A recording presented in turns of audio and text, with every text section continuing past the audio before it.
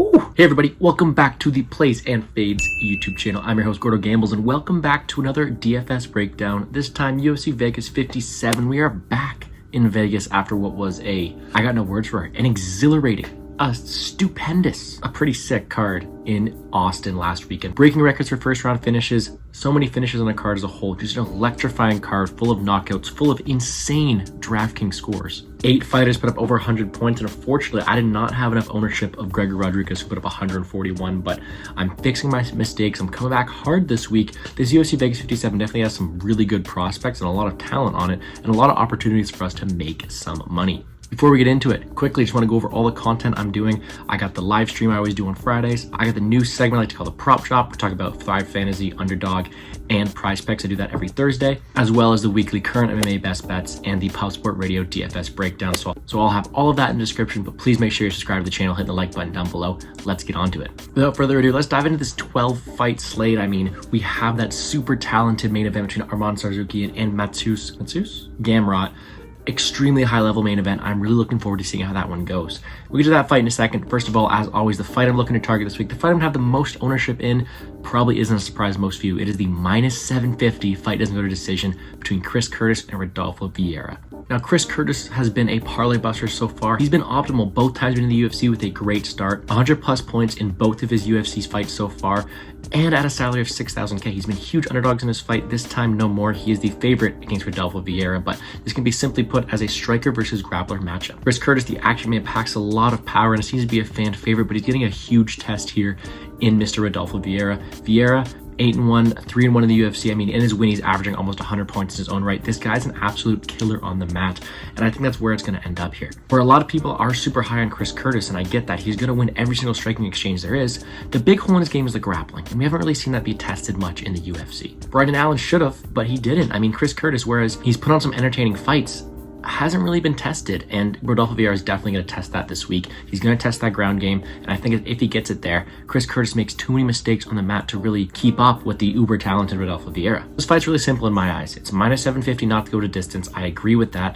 I think that either way, the winner is scoring above 100 points. Rodolfo Vieira typically is first rounder bust, just ask Fluffy Hernandez, but I think in this one here is he's only going to need that one takedown. Chris Curtis gives up his back all the time. His grappling isn't great. He saw that on the regional scene, and that submission opportunity is definitely going to be there for Rodolfo Vieira. At that same time though, this stays on the feet for extended periods of time. Chris Curtis has a huge striking edge. He has the power edge, and I definitely think he's capable of putting out the lights of Rodolfo Vieira. So either way, give me ownership on this fight. However, at 7.6K, Rodolfo Vieira is an absolute steal because he has huge upside as an underdog, with his win condition being primarily a first round submission. All right, when we're looking for DraftKings players, we're looking for finishes, we're looking for high upside. High upside's this guy's middle name. Shavkat Rakhmonov is an absolute stud. 15-0, all 15 of his wins are by finish. Yes, you heard that right, 100% finish rate. He's coming this week, 9.3K on DraftKings, getting a huge step up in Neil Magny. And whereas I have rescinded all of my hate towards Neil Magny because I did meet him in UFC Columbus and he was an absolute gem, he's got a tough task ahead of him this week in Rakhmonov. Rakhmonov, absolute killer wherever the fight goes. Huge power, great technical ability, great submission ability as well. I think he has Neil Magny covered almost everywhere. And whereas Magny is a step up and a vet of the game, Rakhmonov has passed every test so far with flying colors. I don't think a finish is out of the equation. Magny has definitely been finished multiple times, and he was even finished last time out against Griffin. I do think Rakhmonov would roll through Griffin. All you gotta know about this Rakhmonov, guys, his ceiling is through the roof. 100% finish rate. I mean, he's averaging 104 in his 3 fights so far, and we know he's gonna bring a fun fight. So give me Shavkat at 9.3K. I think is a great pay-up option. I know we're going to talk about some dogs, but when you're looking at this card from a DraftKings in an upside spot, this guy's got a ceiling like no other. All right, we're at the 9.3K mark with him. I think we just go up and talk about Umar Nurmagomedov now, get him out of the way. 9.5K. This guy averages even more, 109 fan points per fight. 9.5K, this time facing Nate Maness, and where he's the Nurmagomedovs who are going to get that name tax, it's justified on this guy. This guy is an absolute killer. Got that wrestling and grappling ability just like Khabib, but with an added element of just technical ability on the feet. He's a great striker in his own right. That question mark kick is just super fun to watch, and he throws with bad intentions. Nate Maness, 14-1, where he's proved a lot of people wrong in the UFC so far.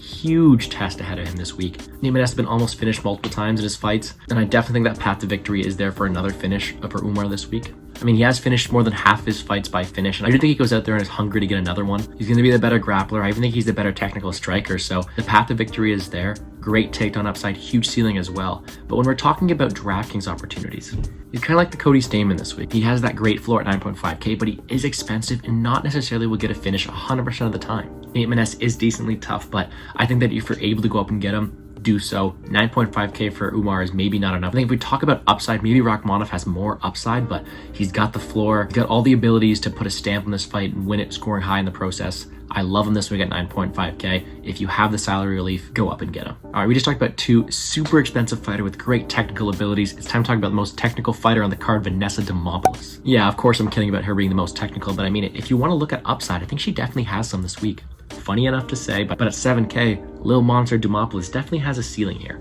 Her win condition is what?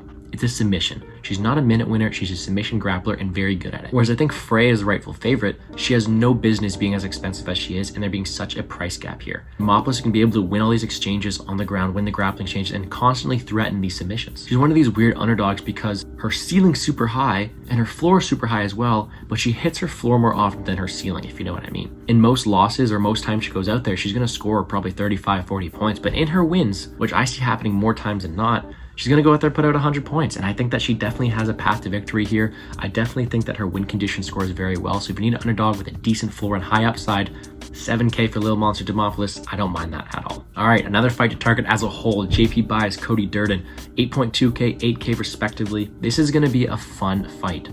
Both these guys are actually pretty good finishers, especially for the weight class. I think this could be a really, really fun fight. I think both these guys complement each other's styles very, very well, and I think action will definitely be brought. If we talk about striking, durability, and wrestling, we're gonna give that to Cody Durden. But if we're looking at someone with probably the higher ceiling, that's JP Buys. What this guy does have is really good opportunistic submission grappling, and Cody Durden has been submitted a few times. I don't think that submission win is out of the picture for Mr. JP Buys.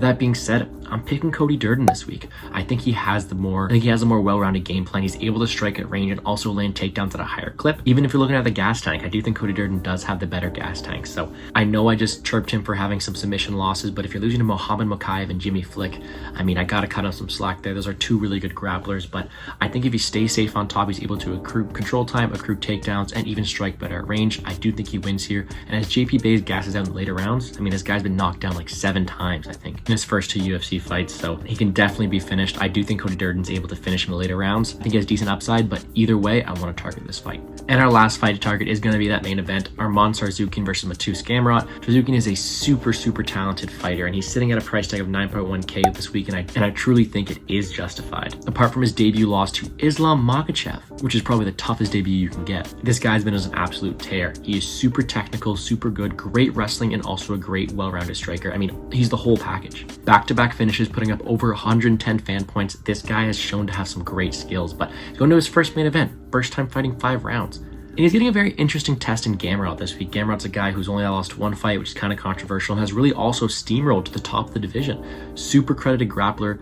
with some decent strike in his back pocket as well. I do think this can be a very, very fun fight, but I am leaning the Tsarukyan side, and let me tell you why. I think he's the more well-rounded fighter, and he seems to be so technically sound, I can't just picture in my mind how he makes a mistake and gets finished here.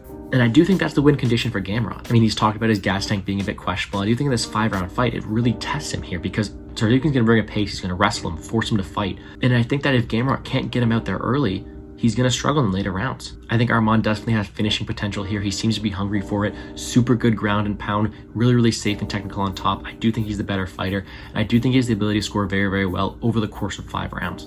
Takedown upside, control time, ground and pound, he's got it all. I do think he's the rightful favorite this week, and at 9.1K, I'll definitely be rostering him. You know what, I lied. Let's break down one last one of my core plays. Let's talk about Sergey Morozov versus Rulian Paiva. Paiva coming off being absolutely nuked in that first round by Sean O'Malley. And he's drawing the uber-talented Sergey Morozov, who also had a disappointing loss last time out. I say disappointing because he was dominating. I mean, he looked great out there, and then he just got clipped. I think that's definitely why I want to target this fight. Sergey Morozov is my Phil Haas this week. Uber-talented, great fighter, super good path to victory here.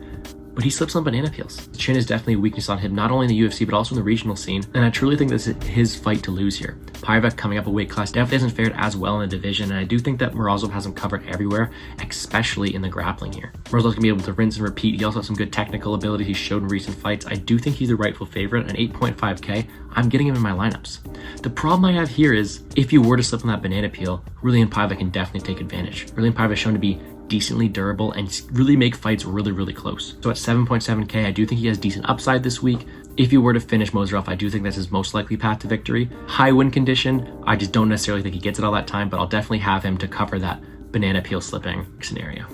All right, let's round out the rest of the card. Diago Moises, Christian Giagos. I don't think Moises has really impressed me a lot recently, and even at that, his recent tenure in the UFC, he's never really scored that well on DraftKings. His last 3 wins, he scored 50, 60, and 70 points respectively. Not exactly what you want from a 9K fighter. So I think this fight's kind of a pass as a whole. If you're gonna look at the dog and Giagos, he's decent upside, but he definitely has a tall task ahead. Kind of a pass fight for me. Brown, Shylon. Speaking of untrustworthy fighters, TJ Brown is definitely one of them. Coming off a 113-point win, he is a decent fighter, but his fight IQ is where it really lacks. I do think he has really good finishing ability, and it's kind of going overlooked this week. I definitely think he's a sneaky GPP play at 8.9K. However, his fight IQ and the people around him makes it hard for me to play him. He's made a lot of errors in the past, and where he does have a clear path to victory, it's hard to roster him over the people above him in Nurmagomedov, Tsarukyan, and Rakhmonov. So I do think he has good GP upside due to ownership and due to him being able to finish this fight. It's just, can we trust him to do that game plan and commit to it? We don't always know. So give me TJ Brown in this one, but I'm struggling to find room to roster him in these lineups. Bautista, Keller, this one's really fun. Mario Bautista, super technical fighter. Keller grappling upside. I don't think Keller is going to have the most success keeping him down here, and I do think Bautista wins this one. I don't necessarily know how well it scores. Bautista won't have that same takedown upside he had his last fight that helped him get 100 points, and Keller is always dangerous to finish him with that boom left hook. So kind of a stay away fight, but I don't mind Keller as a dog this week because his upside scores very well in that finish. Bautista hasn't finished before. Keller always carries power. Should be a fun fight. Ulberg Nchikwi, I mean, this is a really weird fight. Ulberg is a super talented kickboxer with no really ground game, but both these guys have defensive liabilities. Nchikwi just got knocked out recently. I am leaning Ulberg to win a slow kickboxing affair, which won't score well on DraftKings. But all in all, Tayfon's the better grappler. He's the better mixed martial artist. In that case, will score well if he decides to grapple. Can't trust him to do that, though. Both these guys have shown to have holes in their game and have been knocked out, so sure, they may have upside. It's just, for some reason, I'm getting this vision of a sloppy kickboxing bout similar to the Ulberg versus Charant, although Tefon, I think, is physically impossible to throw less strikes than Charant, and for that reason, you have to favor the lifelong kickboxer in Carlos Ulberg. And I'm not wasting my time talking about Bordeaux Parisian, so that's going to do it for me here on the Place and Fades YouTube channel. Broke down every single fight, sort of, and hopefully I left you guys with enough information to take down the slate and make some money. Before I let you guys go, hit the like button down below, subscribe to the channel, make sure you're showing some love for all this content I'm putting out. Tons of other stuff I'm putting out there this week, as I mentioned at the start of the video, so make sure you check me out on Twitter at GamblesGordo. I already have too much action on this card betting wise, so make sure to check out my other videos, my best bets video, my prediction videos, live stream. So much money to be made. So I hope you guys enjoy the fights. I hope you guys enjoyed the video, and let's make some money, guys.